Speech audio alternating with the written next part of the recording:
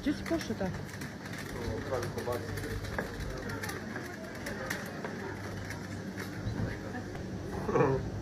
Ovo ti je novo.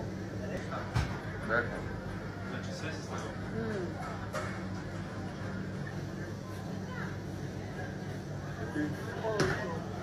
Serbijan delikatesu, u mesari piješ vino, jedeš.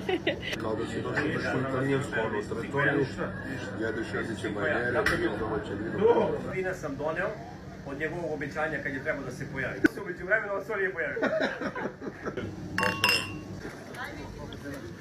Jel može kilogram paradajza? Tako je, šta radiš ovdje, majke? Jel domaći? Došao malo na pijeć. Ako si obećao da će mi napraviti pune paprike, već godinu dana nije mi ih napravio. Je li sad vrijeme da ih kupi da mi ih napravi? Sirup od nane, može. Joj, brate. A vidi je domaći lik. A ja ne pijem malo. Slobodno. Vidjet ćeš, odmah ćeš uzeti. Ja sam uzela 3 flaše, to mi je drug. Domaći. Ovo ću oderem svako. Ja ti kažem. Ozbiljno ti kažem. Znači svako jutro ti pivu Jadran.